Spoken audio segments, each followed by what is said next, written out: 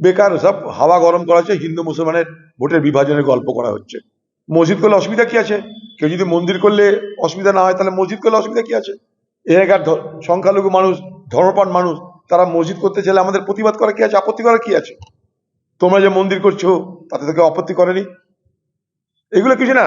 নির্বাচনের আগে পশ্চিমবঙ্গে হিন্দু মুসলমানের ভোটের বিভাজন হবে, সেটা করতে হবে।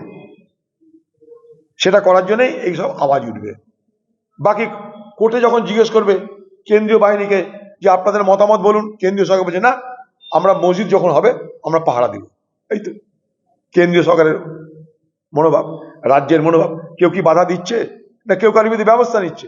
তাদের দলের এমএলএ তাকে সাসপেন্ড করেছে। যেদিন সাসপেন্ড করেছিল সেদিনই আমি বলেছিলাম এক্সপেল তো করেনি। তারা চাইছে মুসলমান ভোট ভাগ হয়ে যাক, অন্তত কংগ্রেসে যেন কিছু না হয়। মুর্শিদাবাদে কংগ্রেসকে জব্দ করতে হবে। কংগ্রেসকে হারাতে সাম্প্রদায়িক দাঙ্গার যেমন করা হয়, তেমনি আগামী দিনে কংগ্রেসের ভোট ব্যাংকে খাম করতে আবার তাদের দলের লোকদের দিয়েই নানা রকমের অপচেষ্টা, নানা রকমের ষড়যন্ত্র চলছে এবং চলবে। দুই দলের পক্ষ থেকেই নির্বাচনে সাম্প্রদায়িক বিভাজনের গল্প শুরু হয়ে গেছে এবং মিলেমিশে হচ্ছে এগুলো। তোমরা হিন্দুর কথা বলো, আমরা মুসলমানের কথা বলি। তোমরা হিন্দুর মাসিয়া সাজো, আমি মুসলমানের মাসিয়া সাজি, এই তো গল্প। কিন্তু মুসলমানের মাসিয়া যায় যে হয়েছেন বাংলায়, তারা বলে মুসলমানের কি হয়েছে সেটা মুসলমান দেখুক।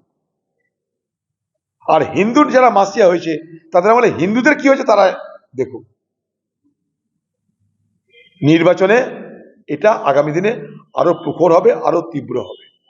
কারণ এই ভোটে মানুষের সমস্যা নিয়ে কোনো আলোচনা হয় না। বাংলার ভোট ক্রমশ তুমি হিন্দু না তুমি মুসলমান তাই নিয়ে আলোচিত, তাই নিয়ে মানুষকে বিভাজিত করা হয়।